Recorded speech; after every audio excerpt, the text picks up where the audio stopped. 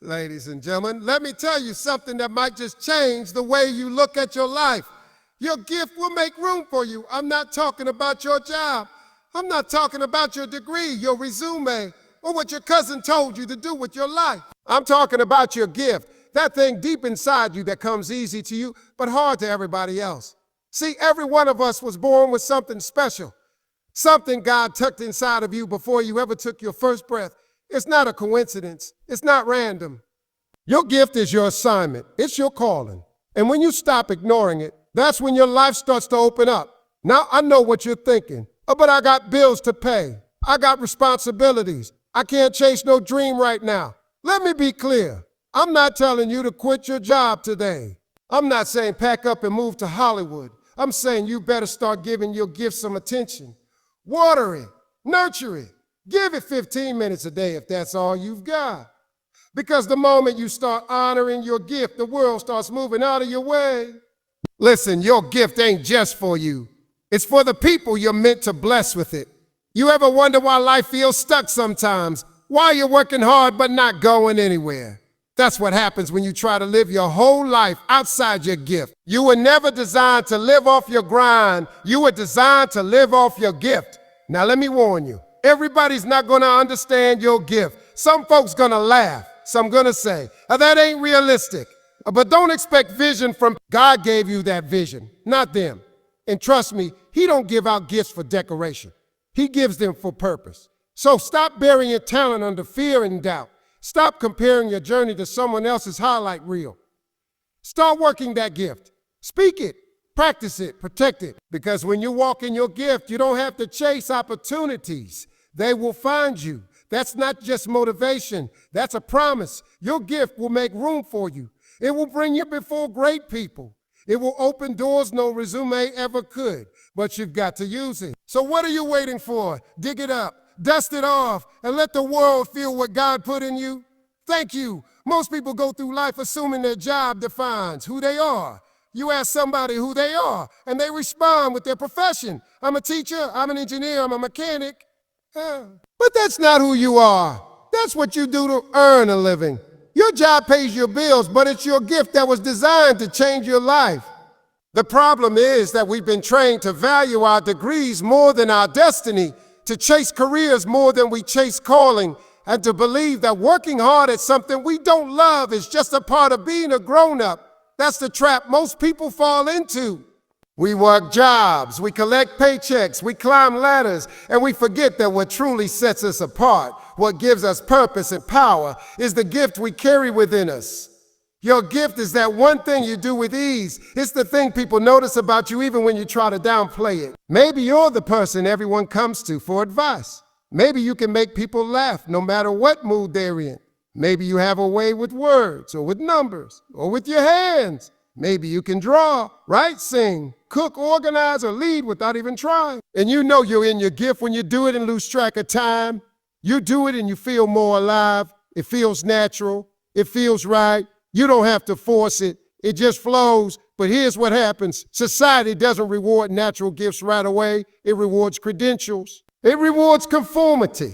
You get praised for going to school, getting a job, fitting into a system. People will celebrate your degree more than your destiny. They'll clap for your promotion, not for your passion. So over time, we learn to ignore the gift and focus on what looks successful on the outside. But deep down, there's still something calling you, that nagging feeling that you're meant for more. That's not ambition. That's your gift trying to breathe. That's the real you asking to come up for air. See, we've been conditioned to think our gift is something extra, a hobby, a side thing, something you do when you have time. But your gift is not extra. It's essential. It's the blueprint you were born with. It's what separates you from everybody else. It's what makes you irreplaceable. If you don't believe that, look around. There are people out here building full careers, full businesses, full legacies off of what used to be considered just a talent. A woman who bakes cakes out of her kitchen and turns it into a six-figure brand. A man who fixes cars in his driveway and now owns an auto shop. A kid who used to doodle in class and now illustrates for magazines. That didn't happen because they followed a formula. That happened because they followed their gift. We often ask kids what they want to be when they grow up, and they'll say something they've seen. Doctor, lawyer, astronaut. But rarely do we ask them, what comes easy to you? What do you love doing even when no one's watching? Because the answer to those questions is often the seed of the gift. And if we water that seed early, not just with encouragement, but with structure and belief, we set people up to thrive in the space they were meant to occupy. Unfortunately, most of us never got that kind of guidance. So now we're grown and we've got responsibilities, and the gift we once felt so close to now feels distant, like something we gave up for survival. But the truth is, the gift never leaves. It just waits. It waits for you to remember who you were before the world told you what you had to be. It waits for you to stop apologizing for being different. It waits for you to take it seriously, not just as a side project, but as the foundation of your purpose. And the moment you stop treating your gift like a hobby is the moment it starts making room for you. People confuse talent with effort.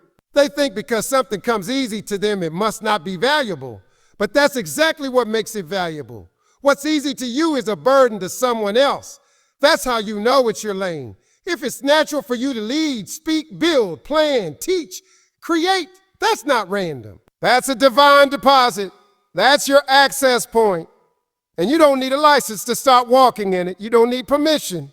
You need conviction. Because once you understand that your gift is your gateway, you stop waiting for other people to validate you. One of the biggest mistakes people make is thinking their job title equals their identity. So when they get laid off or retire or switch fields, they feel lost. That's because they never knew who they were outside of what they did. But your gift is not tied to your employer. It's tied to your existence. Whether you're working at a warehouse or sitting in a corner office, whether you're unemployed or running your own company, your gift is still yours. And when you start tapping into it, life starts to shift. You begin to see opportunities where you used to see obstacles.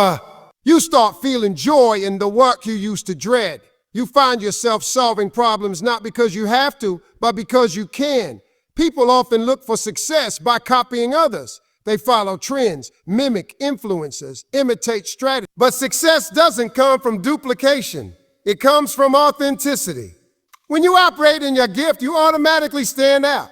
Not because you're better than anyone else, but because you're being exactly who you were born to be. And nothing attracts opportunity like authenticity. When you show up in your gift, the right people notice, the right doors open, the right rooms invite you in. Not because you begged to be there, but because your gift made room for you. But you've got to believe in it. You've got to honor it. You've got to work on it even when nobody's watching. You don't wait until you get paid to use your gift. You use your gift, and that's what brings the reward. Sometimes the reward is money. Sometimes it's peace. Sometimes it's clarity. Sometimes it's just the joy of knowing you're walking in alignment with who you really are. And the more you pour into your gift, the more it begins to pour back into you. There will always be people who don't understand your gift. They'll tell you to be realistic. They'll say, everybody wants to be a singer. Everybody wants to be an artist. Everybody wants to have a business. But they don't know the fire inside of you. They don't know how it feels to wake up with a vision that won't let you sleep. You weren't built for everybody. You were built for purpose. And purpose doesn't shout. It whispers. It tugs at you. It reminds you of itself in quiet moments. That's your gift calling you home. We live in a world where people are starving for authenticity. They're tired of fake, tired of scripted, tired of forced. Your gift is the realest thing about you. When you speak from it, people listen. When you work from it, people notice. When you move from it, people feel it. That's the power you carry, and you didn't have to earn it. It was given to you before you were born. All you have to do is stop ignoring it, stop burying it, stop trading it in for safety, and start treating it like the lifeline it is. Because the truth is, your gift doesn't just bring success, it brings freedom. And when you finally step into that space, everything starts to shift. When you begin to take your gift seriously, everything in your life starts to shift. It's like a lens has been placed over your eyes, and suddenly things that were blurry become clear. You begin to see your choices, your habits, your relationships, and even your environment differently. That's because your gift isn't something to be used casually or without direction. It's a responsibility, and it calls for alignment. You can't expect your gift to grow and make room for you while you're treating it like a side note in your life. Taking your gift seriously means recognizing it as central to your purpose. It means choosing discipline over convenience, focus over distraction, and progress over perfection. A lot of people are gifted, but they never get to see the full fruit of their gift because they don't treat it with the respect it deserves. They show up inconsistently. They invest little to no time developing their craft. They let fear talk them out of opportunities. They let doubt and procrastination rob them of momentum. And then they wonder why their gift hasn't opened doors. The truth is, your gift will make room for you, but only when you make room for it. Only when you give it space in your schedule, in your priorities, in your mindset. You can't keep pushing your gift to the back burner and expect it to create front row results. Taking your gift seriously also means investing in your growth. Just because something comes naturally doesn't mean you don't have to work at it. Natural talent is only the starting point. It's raw potential, but potential doesn't pay bills or change lives. It has to be developed, refined, and expanded. That means studying, practicing, seeking feedback, and surrounding yourself with people who challenge you to elevate. It means being humble enough to know you can always get better, and bold enough to put in the effort to do so. It's about treating your gift like the valuable resource it is, not just a lucky accident. When you start treating your gift like a priority, people notice. You begin to show up differently. Or confidence changes, not because you think you're better than anyone, but because you know you're walking in something real, something authentic. That confidence is contagious. It attracts opportunities. It commands respect. But more importantly, it honors the source of your gift, whatever you believe that to be. It says, I'm grateful for this, and I'm going to steward it well. That mindset shifts everything. Because when you're serious about your gift, you stop comparing. You stop trying to mimic someone else's path. You stay in your lane and build with intention. Taking your gift seriously will also test your consistency. It's easy to be inspired for a week or motivated for a season. But real growth happens when you keep showing up even when you don't feel like it, even when the results are slow, even when no one is watching. That's when you prove to yourself that you're committed. That's when your gift begins to sharpen. There's something powerful about being disciplined with what you've been given. It sends a message, not just to the world, but to yourself, that you believe in your future, that you're not waiting to feel ready or to be discovered. You're preparing as if the door could open any day, because it could. There's also a difference between doing your gift and living in your gift. Doing your gift might mean performing a task. Living in your gift means aligning your life around it. Your values, your habits, your relationships, they all start to reflect your commitment. You begin to ask different questions. Is this job, this habit, this environment supporting my growth or stunting it? Is this friendship encouraging my potential or distracting me from it? You make choices not just based on comfort or popularity, but based on what will help you grow. That's maturity. That's the mindset of someone who's serious about becoming who they were born to be. You'll also find that when you take your gift seriously, you stop seeking permission. You stop waiting for someone to crown you. You stop waiting for someone to co-sign your potential. You begin to understand that your gift is your license. It's your validation. It's your proof that there is something only you can do the way you do it. And when you embrace that truth, you walk differently. You move with purpose. You stop dimming your light to make others comfortable. You start showing up fully, not arrogantly, but authentically. And that authenticity is what opens doors. Not just any doors, but the right ones. Part of honoring your gift is setting boundaries around it. You have to protect your energy, your time, your mental space. Not everyone can have access to you. Not every opportunity is a good one. Sometimes being serious about your gift means saying no. No to things that drain you. No to environments that stifle you. No to partnerships that don't allow. Because every yes to something that doesn't feed your purpose is a no to your future. And when you're clear about your calling, you learn to say no without guilt. You realize that your gift is worth guarding, that your peace is part of your productivity, that your clarity is connected to your calling. Another sign that you're taking your gift seriously is how you talk about it. Words have power. If you keep calling it just a little thing, or brushing it off like it's no big deal, you're reinforcing a mindset of smallness. And that mindset will bleed into how you act, how you show up, how you pursue opportunities. But when you speak life over your gift, when you affirm it, respect it, and own it, you begin to cultivate a different energy. You speak with conviction, you plan with purpose, you dream with vision. And all of that contributes to momentum.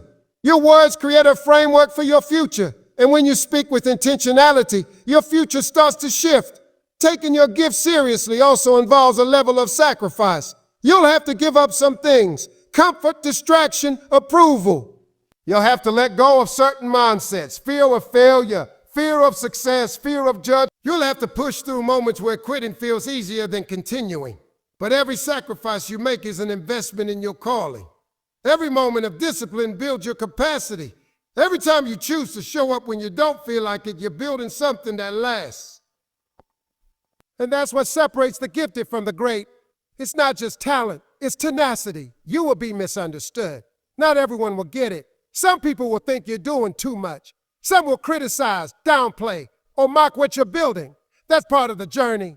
That's part of the journey. When you take your gift seriously, you're going to make some people uncomfortable, especially those who are comfortable being stagnant. But that's not your concern. Your job is not to appease others. Your job is to steward what you've been given, to stay focused, to keep growing, to keep showing up in truth. Because eventually the fruit will speak for itself. The impact will speak for itself. The doors that open will speak for themselves. There's a confidence that comes from preparation, from knowing that you've put in the work, sharpened your skill, done your part. That confidence isn't arrogance. It's assurance. It's peace. It's the quiet knowledge that you've honored your gift, and now you're ready for whatever room it leads you into. That kind of preparation changes your posture. You walk into interviews differently. You pitch ideas differently. You speak on stages differently because you're not hoping to be good. You know you're ready. Not perfect, but prepared. And preparation always positions you for opportunity. When you take your gift seriously, you become a magnet for possibility. You attract collaborators, mentors, clients, investors, because people are drawn to excellence. They're drawn to those who are committed, focused, passionate. But you have to go first. You have to believe in what you carry before anyone else does. You have to treat it like it matters. Because when you do, everything starts to align. The right people, the right timing, the right platforms. But it starts with you. It starts with your decision to stop playing small. Stop waiting for signs. Stop doubting what you already know deep down. That you were born with something powerful and it's time to take it seriously. Most people hesitate to use their gift because they feel like they're not ready. They think they need more money, more time, more connections, or a perfect plan. They wait for the stars to align, for life to slow down, or for someone to give them permission. But the truth is, you'll never feel completely ready. You'll never have all the answers up front. And the longer you wait for ideal conditions, the more distant your dream becomes. The secret is to start where you are with what you have and with what you know. Even if it's small, even if it's messy, even if nobody's watching. Because starting small is not a weakness, it's a doorway. We live in a world that celebrates the finish line but rarely acknowledges the starting blocks. People admire the best-selling author but forget the hours spent writing in silence. They celebrate the business owner with the thriving company but don't see the late nights, the failures, or the years of building with no applause. Everything big started small. Every expert was once a beginner. Every legacy began with a first step. And that first step didn't come with fanfare. It came with courage. It came with a willingness to look foolish, to be misunderstood, to try and possibly fail. But trying is what separates those who live in potential from those who live in purpose. You don't have to be great to start, but you have to start to be great. The biggest misconception about walking in your gift is that it requires a grand entrance. That's not true. Your gift doesn't need a stage. It needs commitment. It needs consistency. If you're a writer, write a paragraph a day. If you're a speaker, speak to your reflection until someone hands you a mic. If you're a teacher, teach what you know to whoever will listen. Don't wait for the classroom. Create your own table. Host your own room. Share your message on your own platform. The tools are in your hands. A smartphone, a notebook, a voice, a point of view. In today's world, access is not the problem. The problem is believing you're not enough without a title, a platform, or a paycheck. But your gift doesn't need validation to be valuable. It becomes valuable the more you start using it. Starting small allows you to grow without the pressure of an audience. You get to experiment. You get to fail privately. You get to find your voice before others hear it. And that process is sacred. It's where confidence is born. It's where grit is developed. It's where the surface polish is stripped away and replaced with real substance. When you start small, you start rooted. And rooted things grow strong. They may grow slow, but they grow solid. When you skip the roots and chase visibility instead, you build something shallow. It may grow fast, but it won't last. That's why starting where you are is not just about logistics. It's about character. It's about preparing yourself to carry the weight of the very thing you're asking for. Sometimes people say, I don't have the resources, but resources respond to movement. They show up for those already in motion. When you take a step, even a small one, you shift the atmosphere. You let the universe or your faith or God know that you're serious, that you're willing to work with what you have. And something powerful happens when you use what's in your hand. It multiplies. It may not multiply overnight, but it begins a process of momentum, a process of attraction. People start to notice your consistency. Opportunities start to come your way, not because you begged for them, but because you were already in the flow. You were already showing up. There's a story told in many forms about someone who buried their talent. They were afraid of failure, afraid of not doing it right, afraid of judgment. So they buried it, hid it, waited, and in the end, they had nothing to show. The lesson is clear. If you don't use what you have, you lose what you could have had. But if you use it even a little, you're in the game, you're on the field, you're in the story. And over time, those small beginnings become something significant. Not because they were perfect, but because they were faithful. People often overlook the power of daily action. They underestimate what can happen if they give 10 minutes to their gift every day. They think 10 minutes isn't enough. But 10 minutes a day becomes over 60 hours a year. That's 60 hours you've poured into your dream, your craft, your calling. And that kind of investment changes things. It improves your skill, it builds your confidence, it creates evidence, proof that you're serious. Proof that you're no longer waiting, but walking. And walking, even slowly, will always get you further than standing still, waiting for a perfect path. Starting small also builds humility. It teaches you to value the process, not just the prize. It keeps you close to your why. You don't do it for applause. You do it because it matters. Because you were born with this gift for a reason. Because someone needs what you have. Because hiding it feels heavier than sharing it. That humility is a gift in itself. It keeps you grounded when success comes. It keeps you grateful. It keeps you from losing yourself in the noise of ambition. When you start small, you learn to appreciate progress. You learn to measure growth, not just in numbers or likes, but in how it feels to become more of who you really are. There's also power in staying connected to your beginnings. When you start where you are, you remember the struggle, the doubt, the quiet victory, and those memories become anchors. When the journey gets tough. And it will, you can look back and say, I didn't wait then, I won't wait now. That grit, that resilience is not found in books or seminars. It's found in action, in the small, private moments when you choose to keep going. When no one's clapping, when no one's watching, when it's just you and your gift, and the question is, will you show up again? Many people romanticize the idea of chasing a dream. They think it's about one big leap, but most dreams aren't chased, they're built. Brick by brick, word by word. Day by day, you build it in the quiet hours, in the tired moments, in the pockets of time most people waste. You build it while juggling responsibilities, while managing doubts, while learning as you go. And that's what makes it beautiful. That's what makes it real. Not the polish, but the persistence. Not the talent, but the tenacity. Starting small teaches you that the journey is not about glamour. It's about growth. Comparison will try to steal your momentum. You'll look around and see others further ahead. More followers, more income, more recognition. But you don't know their story. You don't know how long they've been walking. You don't know what sacrifices they made or what shortcuts they took. Your journey is yours. Your timeline is unique. And the only thing that matters is that you're moving, that you're honoring your gift, that you're not letting fear or pride keep you stuck. Because the cost of waiting is always higher than the risk of beginning. There's something sacred about starting when it's hard, when you're tired, when no one believes in you. That's when you're building your foundation. That's when you're proving to yourself that this matters. And when you've proven it to yourself, you won't need external validation. You'll have internal conviction, and conviction will take you places that confidence alone can't. It will carry you through rejection, through dry seasons, through the long stretches where the reward hasn't shown up yet. Conviction is built in the doing, in the choosing, in the daily, often unseen act of saying yes. You already have everything you need to begin. Not everything you'll ever need, but everything you need to start. And starting small is not settling. It's strategic, it's wise, it's powerful. It's the birthplace of mastery. Every great artist once held a blank canvas. Every entrepreneur once made their first sale. Every leader once gave their first speech. The difference between them and the ones still waiting: they started. They showed up. They took the small step in front of them, even when it didn't feel like enough. They understood that growth happens in motion. That clarity comes with action.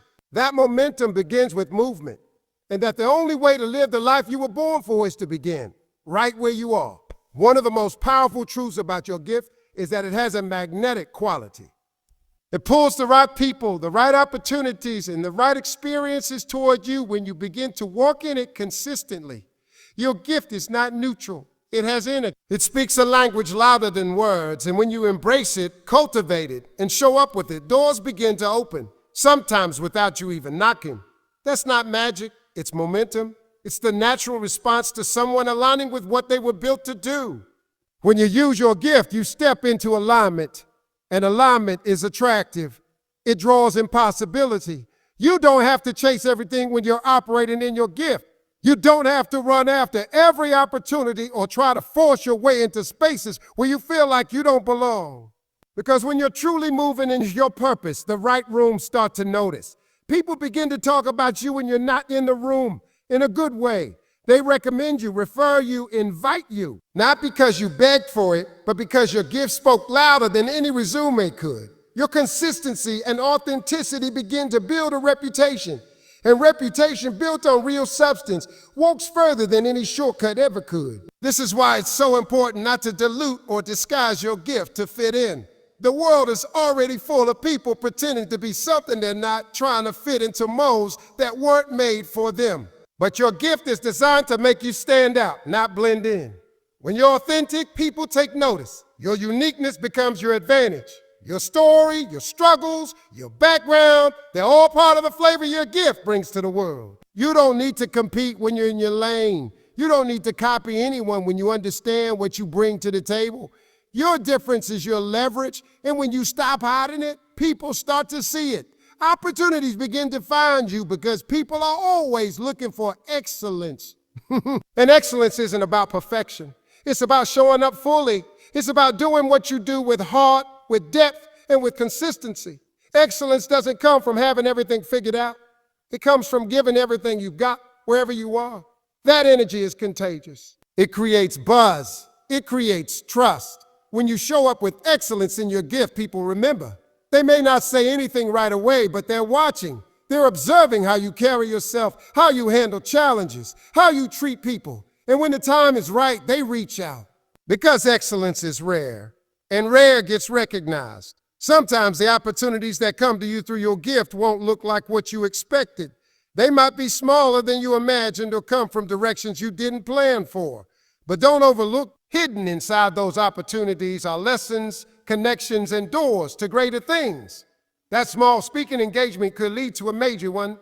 That project nobody wanted could be the one that showcases your brilliance. That low-paying gig could put you in the room with someone who changes your life. When you use your gift consistently, you're planting seeds, and seeds grow in all kinds of soil. You don't always get to pick the soil, but you always get to show up with your seed. There's a reason why people say your gift makes room for you. Because room is what's created when something or someone valuable enters a space. People move aside to make space for something they respect, something they need, something they believe in. When you show up in your gift, you don't have to demand space. You earn it naturally. You fill gaps others can't. You solve problems others overlook. You bring energy others are missing. And that kind of presence is undeniable. It shifts atmospheres. It changes conversation. It turns observers into supporters. Not because you asked them to, but because they recognize value. It's important to understand that your gift doesn't just create opportunities for you, it creates opportunities for others. When you show up in your lane, fully activating your gift, you inspire people.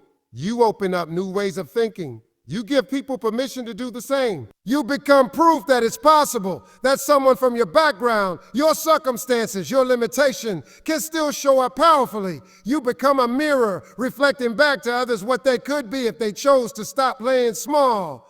Your gift becomes a light, and light doesn't just shine, it illuminates the path for others. Some of the most impactful opportunities don't look like business deals or high-paying contracts. Sometimes it's the chance to encourage someone who's about to give up, to speak a word that shifts someone's perspective, to show up and model excellence in a place where mediocrity has been the norm. These moments matter. They may not come with a paycheck, but they come with purpose. And the more you steward those moments with care, the more doors open that align with both your purpose and your prosperity. Because when you're faithful over a little, you position yourself to be trusted with more. Sometimes people miss opportunities because they're too focused on being discovered instead of being developed. They want to be seen before they're ready, but the right opportunity at the wrong time can be a setback. That's why using your gift daily is so critical. It's the preparation ground. It's where your character is built to match your calling. You may not see the fruit yet, but roots are growing. And when the opportunity does come, and it will, you'll be ready to meet it with skill, with confidence, and with clarity. Not because you waited for it, but because you worked for it. There are also moments when the opportunities don't come as you hoped. Rejection happens, silence happens. But that doesn't mean your gift isn't working. It just means you're still in the process. Every no is not a stop sign. Sometimes it's a redirection. The opportunity that's truly for you won't require you to compromise your integrity or diminish your light. It will fit. It will flow. And when it arrives, it will confirm everything you've been preparing for. Until then, your job is not to chase, it's to stay ready, to keep showing up, to keep developing, to keep trusting that your gift knows where it's supposed to go. Your gift also introduces you to people you never could have met otherwise. People who are aligned with your purpose. People who are waiting on someone like you. Not someone perfect, not someone with all the answers. Just someone authentic. Someone bold enough to use what they've been given. Your network begins to shift when your gift becomes active. You start to attract mentors, collaborators, clients, and friends who see you. Not just for what you do, but for who you are. And that's when the magic happens. When you're no longer just doing work, you're building legacy. You're not just making moves, you're making meaning. The key is consistency. Your gift can't make room for you if you only use it once a month. It needs repetition. It needs rhythm. It needs to be out in the world, not tucked away, waiting for ideal circumstances. The more you use it, the more refined it becomes. And the more refined it becomes, the more visible it becomes. Visibility without preparation is dangerous. But preparation with intention leads to promotion. And real promotion isn't just about position. It's about purpose. It's about being placed in rooms where your gift meets a need, where your voice carries weight, where your presence creates impact. This is why you have to protect your gift. Not everyone will understand it. Not everyone will value it. And some people will try to use it for their own agenda. That's why discernment matters. Just because an opportunity shows up doesn't mean it's yours to take. You have to ask, is this aligned with my purpose? Or does this allow me to use my gift fully? Or will this opportunity stretch me, or will it shrink me? When you know the power of your gift, you no longer say yes out of desperation. You say yes out of alignment. You make choices that move you forward, not just make you busy. Your gift has the power to open doors no resume ever could, but it also requires you to walk through those doors when they open, to believe you belong there. To stop shrinking, to stop apologizing, to stop deflecting compliments and downplaying your brilliance. When the door opens, don't question it, walk through it. Your preparation brought you here. Your gift qualified you. Your journey shaped you. And now the world is beginning to see what was in you all along. All because you decided to use your gift. All because you stopped waiting and started walking. All because you trusted that what you carry is enough. Your gift isn't just something you do well. It's something that carries a deeper meaning, a sense of responsibility. It's not random that you're good at what you're good at. It's not an accident that certain things come naturally to you while others struggle. That's not luck, that's purpose. Your gift is not only your lane, it's your assignment, it's your tool for contribution, your way of adding something valuable to the world. And once you recognize that, it changes how you treat it. It's not just a hobby or a pastime, it becomes a calling. Something you nurture, something you protect, and something you pour into with intentionality because it's part of your life's design. People often think their gift is just for them, something they can pick up and put down whenever they feel like it. But the truth is, your gift was never just about you.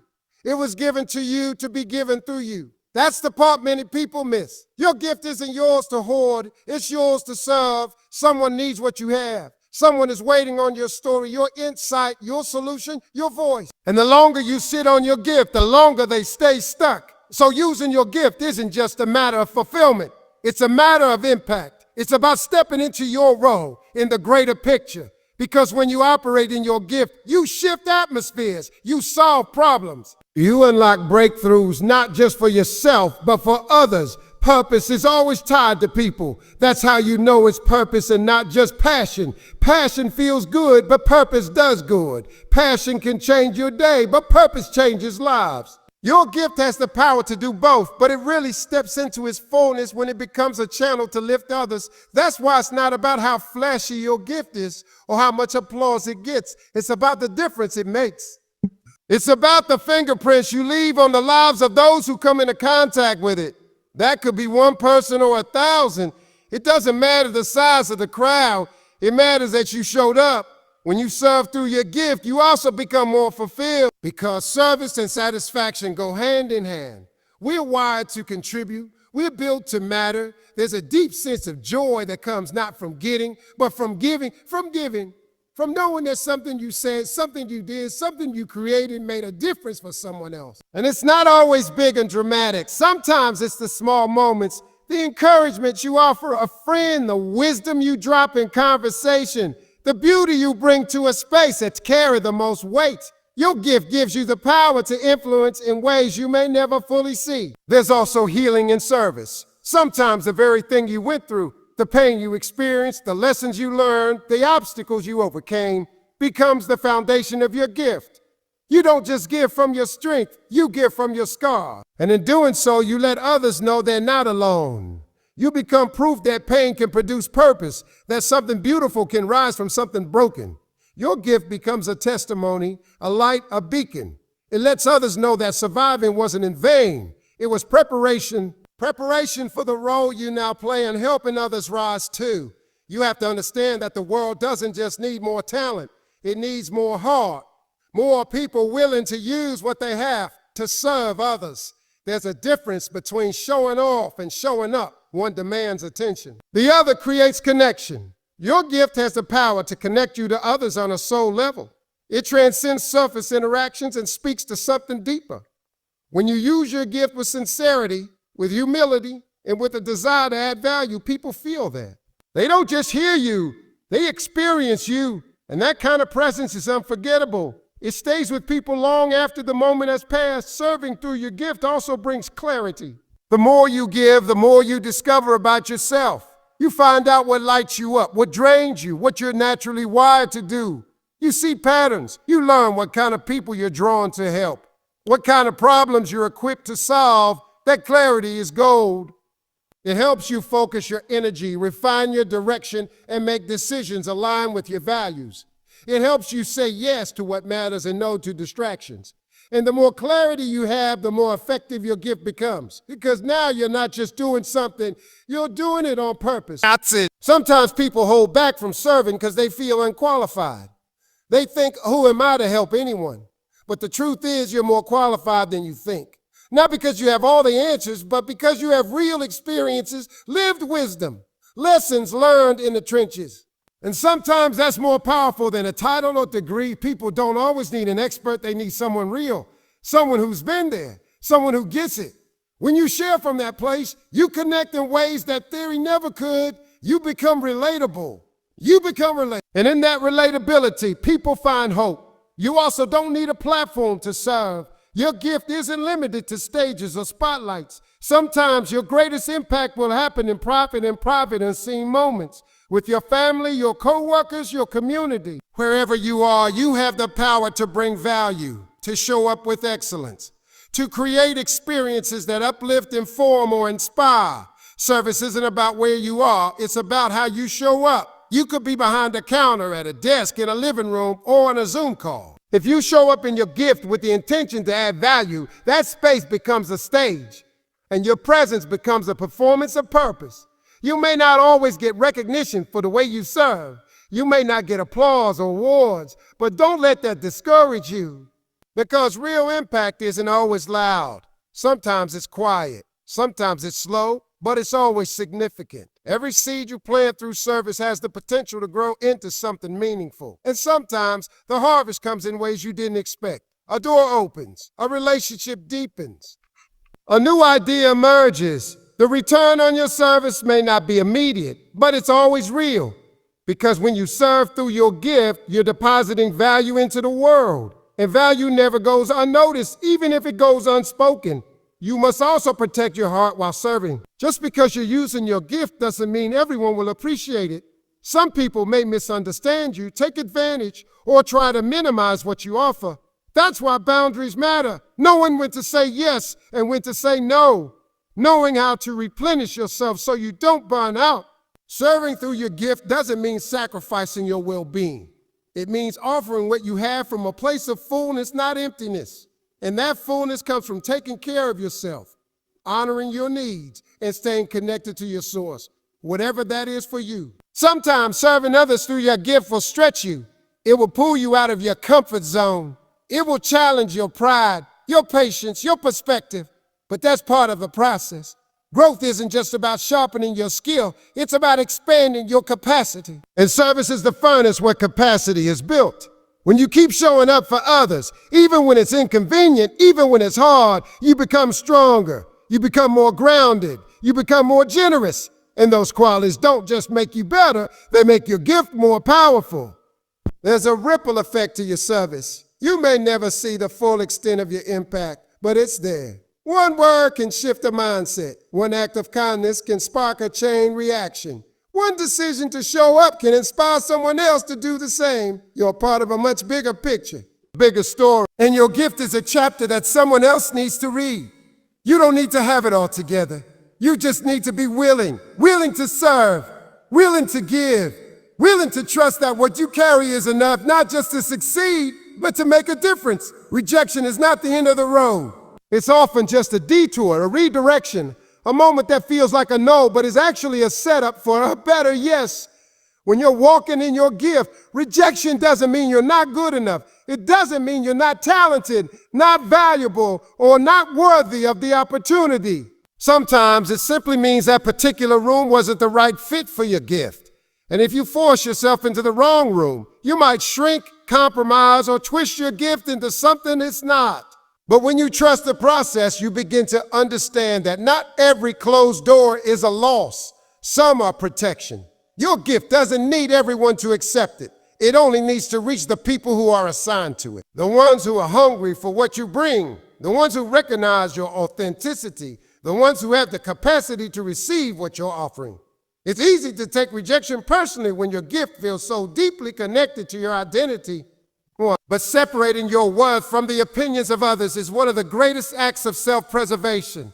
Just because someone didn't value what you offer doesn't mean it lacks value. It might just mean they weren't ready, they weren't listening, or they weren't meant to be part of your journey.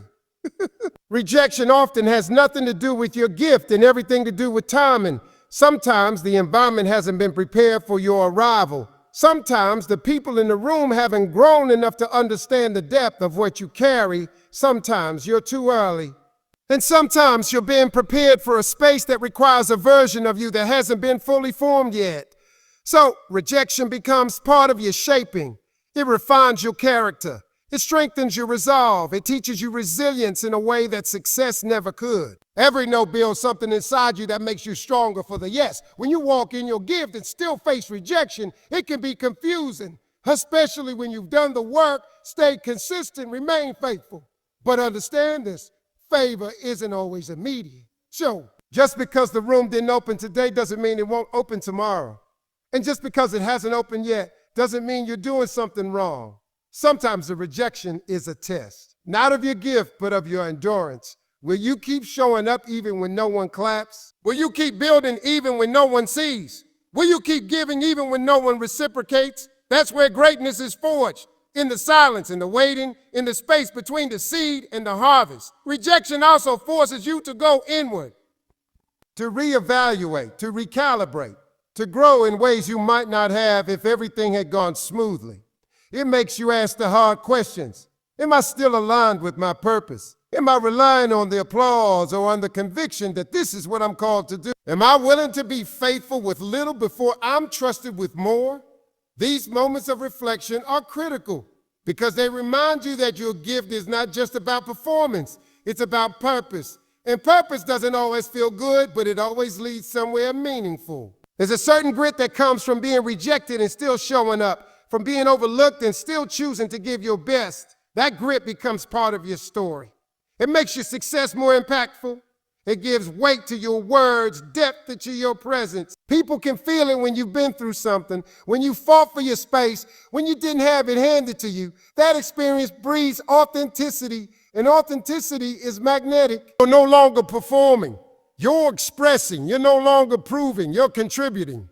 And when you operate from that space, your gift begins to flow in a way that's deeper, richer, and more powerful than ever before.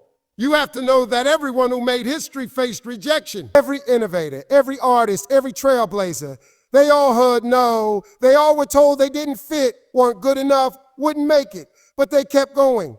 They kept building. They kept using their gift even when no one clapped. And now their work lies beyond them. That's what you're building. Legacy. And legacy is born in the moments when you choose not to quit. When you choose to believe in the unseen.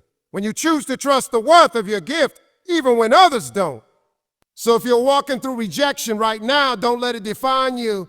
Let it refine you. Let it shape your character, deepen your purpose, and sharpen your gift. Keep showing up, keep building, keep believing, keep believing. Because what's for you won't miss you. And your gift will make room for you in the right place, at the right time, with the right people. Just stay faithful, stay focused, and stay true to who you are. The world needs what only you can bring.